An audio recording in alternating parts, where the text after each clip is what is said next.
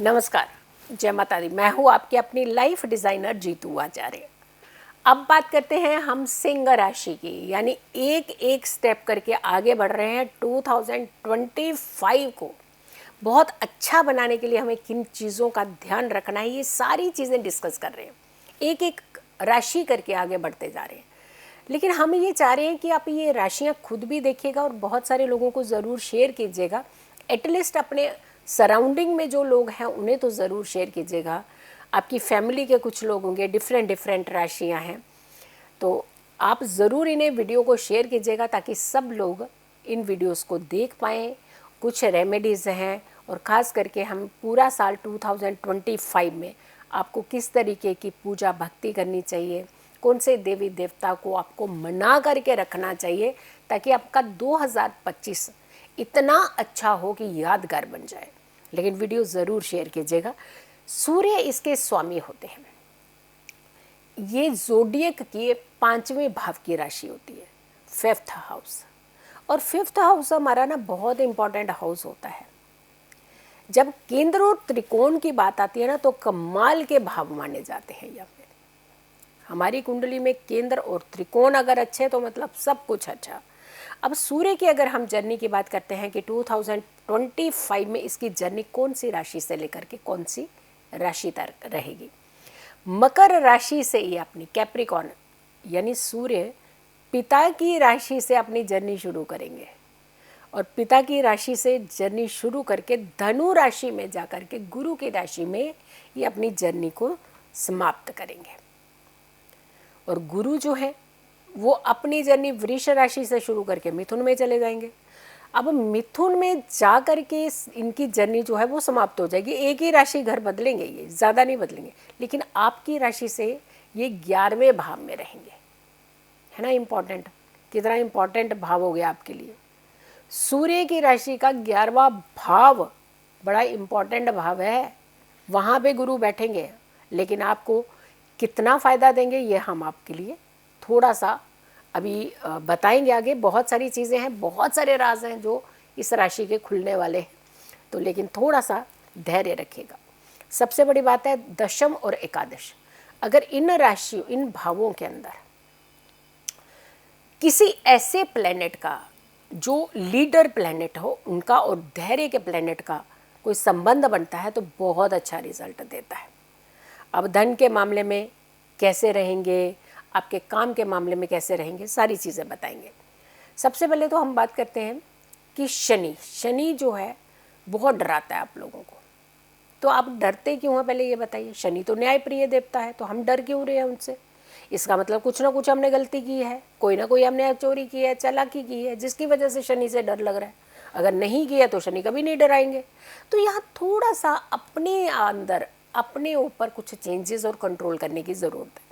Shani mean राशि में रहेंगे जो कि आपकी राशि का ये अष्टम भाव होगा। सडन, अचानक का भाव कहते हैं इसे। अचानक चीज़ें मिली, अचानक हाथ से छीन गई, लेकिन आपको अचानक कितनी मिल रही है ये देखेंगे। कुंभ राशि में रहेंगे राहु जो आपकी राशि से सप्तम भाव होगा।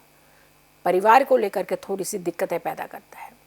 पार्टनर को लेकर, पार्टनरशिप को लेकर के दिक्कतें पैदा कर सकता है।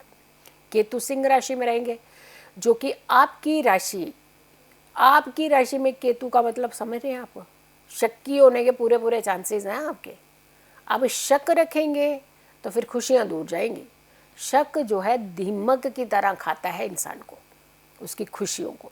तो आप देख लीजिए, हमने इंडिकेट तो आपको कर दिया है कि केतु हैं।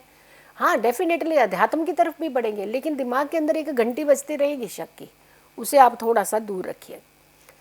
काल चक्र की ये 5वीं राशि तो होती है, लेकिन अग्नि तत्व होने से ये थोड़ी सी अड़ियल भी हो जाती है। मैंने कह दिया बस कह दिया, मैंने कर दिया बस कर दिया, मान लीजिए सारे। अब भाई सारे थोड़ी मान लेंगे, अब सारे नहीं मानेंगे तो आपके साथ विवाद होने लगते हैं। तो अड़ियलपन छोड़ दीजिए ना, राजा की राशि है, थोड़ा सा धैर्य रख लीजिए। थोड़ा सा अगर आप समझ करके ज़िंदगी में आगे बढ़ दीजिए, देखिएगा आप कैसे सफलता चूमती है आपके कदम, कैसे आप तरक्कियां हासिल करते हैं, कैसे आप सबको अपना बना लेते हैं। तो थोड़ा सा इस समय चेंज करने की आपको ज़रूरत है। स्वास्थ्य के लिहाज से अगर हेल्थ की वजह से देखते हैं, 29 मार्च को शनि की दृष्टि आपकी राशि पर रहेगी, जो कि कहीं ना कहीं आपके हेल्थ इश्यूज करवाने के चांसेस बना रही है। तो हेल्थ से थोड़ा सा आपने कोशिश करनी है कि समझौता नहीं करना है कि जैसे कभी भी खा लिया, कभी भी कुछ कर लिया। तो ये सब चीज़ें जब आप करते हैं ना, ये दिक्कत हो जाती है, फिर आपकी हेल्थ ख़राब होने लगती है। डिसिप्लिन रहेगा, थोड़ा सिस्टमेटिकली रहेगा, तो चीज़ें ठीक रहेंगी। 29 के बाद में शनि की मौजूदगी जो है, जो 8वें 29 के बाद में है, अभी नहीं। 29 मार्च तक तो ठीक है आपका फिर भी, लेकिन 29 मार्च के बाद जो है सडनली कुछ गेन, सडनली कुछ लॉस, यानी कुछ भी करा सकते हैं। लेकिन शनि की मौजूदगी जो है वो सडनली अच्छा ही कराएगी आपके लिए। कोई तंग करेगा उसको पकड़ लेगा शनि, कोई आपको हरासमेंट कर रहा होगा वो घेरे में आ जाएगा, आप बच जाएंगे। तो यानी अष्टम का शनि आपके लिए कहीं ना कहीं अच्छा फायदा देता हुआ नजर आ रहा है। 18 मई से राहु आपके 7वें भाव 7th हाउस में आ जाएंगे और केतु आपके पहले भाव में। और राहु केतु आपको मालूम है कि हमेशा एक्सिस में ही रहते हैं, आमने और सामने। तो यहाँ पर थोड़ा सा आपने हेल्थ को ध्यान रखना है। यानी कई बार क्या होता है कि जैसे हम अंधेरे में रहते हैं कि जैसे कोई बीमारी लगी, अरे छोड़ो ना जी, क्या करना है, कोई नहीं, हमने दवाई खा ली है ना, फिर वो अचानक सडनली कुछ नुकसान की तरफ लेके जाता है। तो यहाँ पे छोड़ो नहीं करना है आपने, अपने डॉक्टरी सलाह लेनी है, खुद डॉक्टर नहीं बनना है, ताकि समस्याएं आपकी ना बढ़े, आपकी समस्याएं कंट्रोल में रहें। करियर की अगर हम बात करते हैं, क्योंकि करियर को लेकर के हर कोई चिंतित है आजकल, हर कोई टेंशन में रहता है। कईयों को नौकरी मिल नहीं रही और जिनको मिली है उन्हें कदर नहीं है। ये तो कहते हैं एक स्वभाव जैसा होता है, हर किसी के नेचर में होती है ये चीज़ें। 29 मार्च को शनि ग्रह आपके 8वें भाव में ही रहेंगे। तो यहाँ पर आपके लिए शनिदेव नौकरी, और आपको वैसे भी थोड़ी सी समस्याएं तो पैदा कर रहे हैं, हाँ, लेकिन यहाँ भी करेंगे। बट फिर भी अगर आप अटेंटिव रहेंगे, कुछ उपाय रेमेडीज़ करेंगे जो हम आपको बताने वाले हैं, क्योंकि रेमेडीज़ आपके लिए इसीलिए लेकर के आए हैं कि एक तो पहले हम पूरे साल के किसी एक देवी देवता को तो आप मना करके रखिएगा, ताकि आपको सहूलियत साथ साथ मिल जाए। हाँ, डेफिनेटली थोड़े से हर्डल्स पैदा करेगा ये शनि, आपको दिक्कतें पैदा कर सकता है, लेकिन अगर आप उपाय रेमेडीज़ कर लेंगे तो इतनी दिक्कतें पैदा नहीं करेगा। व्यापार की अगर हम बिजनेस की बात करते हैं, जो लोग, ये तो नौकरी की बात थी, बिजनेस की बात करते हैं, तो आपके लिए कुछ अच्छी शुरुआत, अच्छी एक कहते हैं ना कोई नई डेवलपमेंट, नई शुरुआत ये हो सकती है, आपको फ़ायदा देने वाला है। कहीं ना कहीं शनि आपको देखना कोई और बिजनेस बढ़ा भी सकता है। थोड़ा सा काम, कई बार हम लोग क्या होता है कि हमारे काम बहुत अच्छे चल रहे होते हैं, लेकिन किसी काम में देरी हो गई तो आप अपने मनोबल को गिरा देते हैं, अरे अब तो कुछ नहीं हो रहा, छोड़ देते हैं। मनोबल को क्यों गिराना, कभी नहीं होता तो उसमें क्या दिक्कत है, थोड़ा पुश करिए ना अपने आप को। और हम जो रेमेडीज़ दे रहे हैं, अगर आप ये रेमेडीज़ करेंगे तो आप डेफिनेटली अपने आप को पुश करके उस डार्क से निकल जाएंगे, उस पैच से निकल जाएंगे, और आगे फिर सुनहरा अवसर होते हैं। तो यहाँ पर मौके अवसर मिलेंगे, लेकिन कई बार हम अपने ना फंसी और ज़िद्दी मन में आ जाते हैं कि नहीं नहीं, हमारे पहले अच्छा नहीं हुआ, अब नहीं होगा अच्छा, तो खुद ही मान लेते हैं। ग्रह ऐसा करवाते हैं, लेकिन आप तो मत करिए, क्योंकि आप तक तो राशिफल पहुंचा दिया हमने। अब आप उपाय कीजिए, रेमेडीज़ कीजिए, और अपनी ज़िंदगी को बेहतर भी तो बना सकते हैं।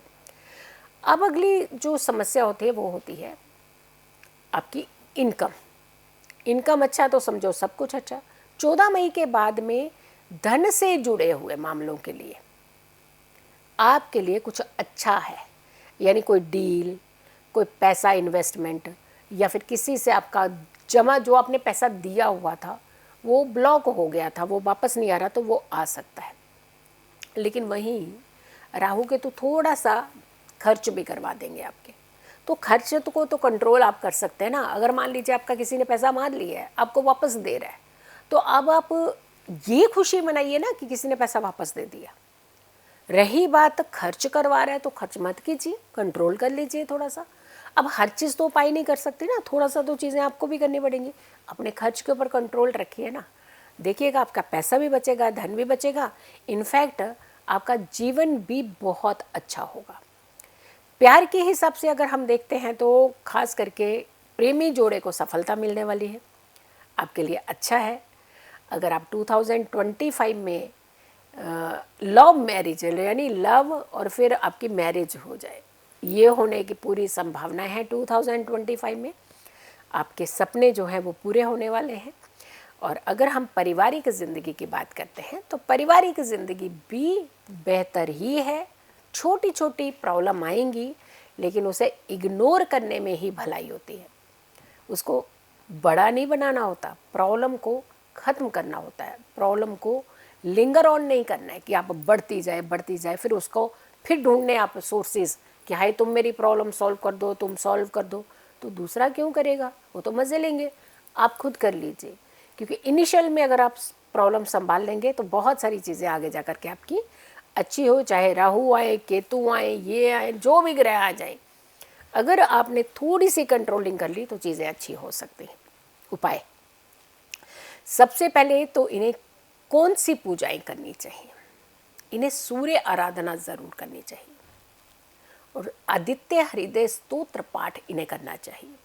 सूर्य को जल देना चाहिए, लेकिन उठेंगे कहाँ जल्दी, जल तो तब देंगे ना जब आप उठेंगे। तो सूर्य महाराज दरवाज़ा खटखटा करके थक जाते हैं, वो कहते हैं ठीक है सोए रहो, फिर अपनी किस्मत को भी सुला लो साथ में। तो जब आप जागेंगे नहीं तो पाएंगे कैसे, सोएंगे तो खोएंगे ना।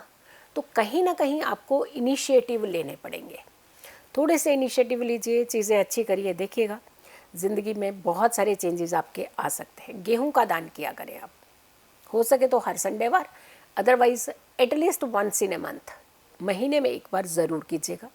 गुड़ खाइए, इतना सा टुकड़ा छोटा सा। अब वो कहेंगे डायबिटिक है जी, हम गुड़ बोल दिया आचार्य जी ने खाने को। हमने ये थोड़ी ना कहा कि आधा किलो गुड़ खा जाइए, हमने तो ये कहा कि मात्र एक छोटा सा, एक गेहूं के दाने के जितना गुड़ आप रविवार के दिन अगर खाते हैं तो आपका सूर्य बहुत अच्छा होता है और आपकी एनर्जीज बहुत अच्छी होगी, आपको फ़ायदा ज़्यादा मिलेगा। सो वीडियो ज़रूर शेयर कीजिएगा। और हमारी अगली राशि होगी वो है वर्गो यानी कन्या राशि। अगली राशि का इंतज़ार करें, 2025 की प्रेडिक्शन का इंतज़ार करें। तब तक के लिए नमस्कार, जय माता दी।